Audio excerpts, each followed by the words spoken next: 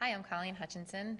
We are here at the 18th Annual Minimally Invasive Surgery Symposium at the Wynn Encore Las Vegas. I have here with me today Dr. Stephanie Jones. Stephanie, thank you for being here. You're welcome. Can you just start out and give us a little bit about your background? Sure. I am an anesthesiologist at Beth Israel Deaconess in Boston.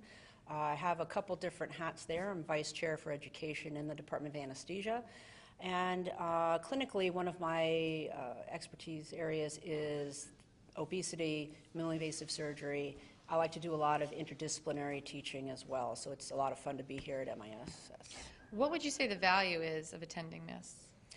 I'm really impressed that they've put a lot more interdisciplinary content into the meetings. So I'm no longer the only anesthesiologist. There's April Smith, who's a pharmacist. There are endoscopists and all kinds of other people here that are really working together to make sure that the surgery topics that are being covered are as holistically the surgeons are holistically informed about what's going on in the various specialty areas. You play a big role in educating on enhanced recovery after surgery. Mm-hmm. What is enhanced recovery after surgery's role in general surgery right now? It is really a growing concept.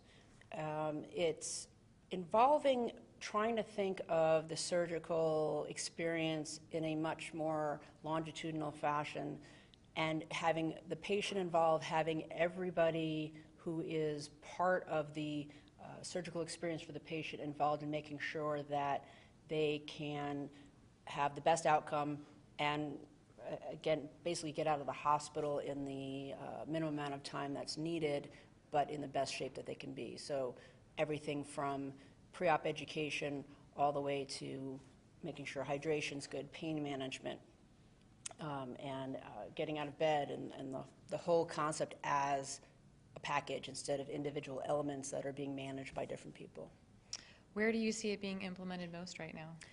The firmest footing for years has been colorectal surgery. They really were the champions of this sort of concept, and it has since grown to encompass other areas of surgery. Bariatrics is now a growing area as well, and each subspecialty, each sort of surgical procedure does need to be individualized. You can't apply everything to everything, but the general concepts can be transferred from different sorts of specialties very well.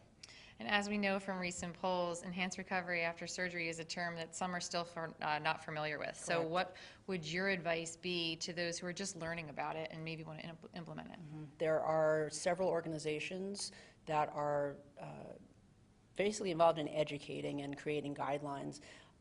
There's ACER, which is the American Society for Enhanced Recovery, again, multidisciplinary group, and you also have their European counterpart, and they have lots of online resources, existing pathways. People post what their pathways are for different sorts of surgeries at their hospital, so again, you're not reinventing the wheel.